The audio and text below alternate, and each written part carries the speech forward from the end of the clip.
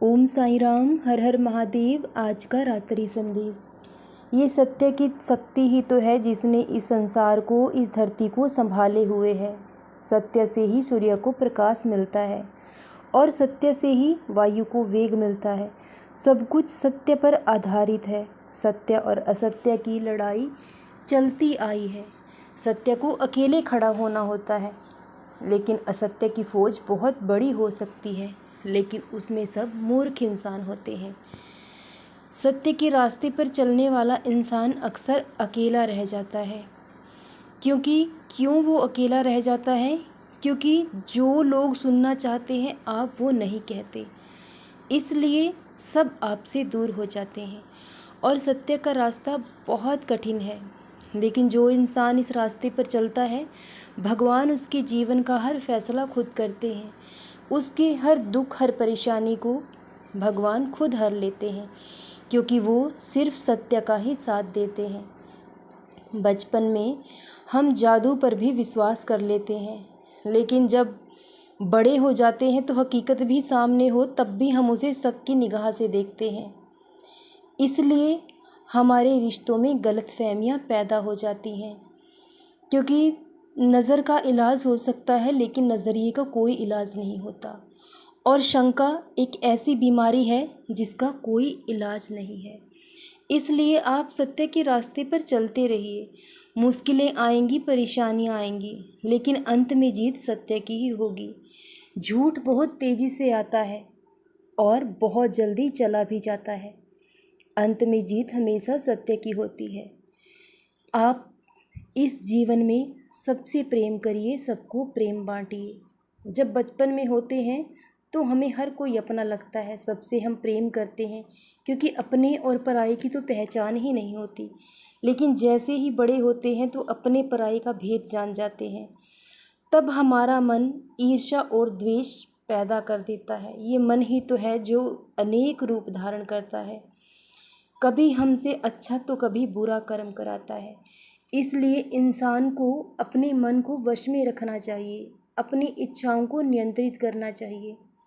मन की हर बात को कभी नहीं मानना चाहिए, क्योंकि मन को सही गलत का अंतर नहीं पता होता। लेकिन हमारी आत्मा वो सिर्फ और सिर्फ सत्य की आवाज़ बोलती है। उसे हर सच्चाई का पता है, वो हमें हमेशा सच्चाई का रास्ता दिखाती है। इसलिए हमें अपनी आत्मा की आवाज़ को सुनना चाहिए।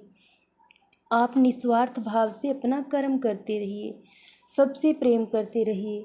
अगर आप चाहोगे कि सामने वाला इंसान कैसा है, तो आप कभी किसी से प्रेम नहीं कर पाओगे। इसलिए निस्वार्थ भाव से प्रेम करिए, सबकी भलाई करिए, तो भगवान आपके जीवन के हर दुख, हर परेशानी को खुद ही हल करेंगे। जब इंसान अकेला होता है तो वही वो समय होता है जब वो बहुत मजबूत हो जाता है, क्योंकि वो इसी समय में खुद को जान पाता है, खुद को पहचान पाता है। वरना दिन भर तो हम दूसरों को खुशियाँ देने में, दूसरों को खुश करने में ही व्यर्थ करते हैं।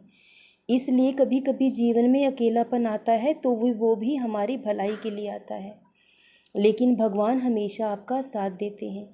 इसलिए चाहे हालात कैसे भी क्यों न हो जाएं, लेकिन कभी सच्चाई का रास्ता मत छोड़िएगा, क्योंकि यही वो रास्ता है जो आपको आपकी मंजिल तक ज़रूर लेकर जाएगा। और जिस दिन सत्य प्रकाशित होता है तो ये पूरी दुनिया, ये लोग सब आपके पीछे पीछे चलते हैं।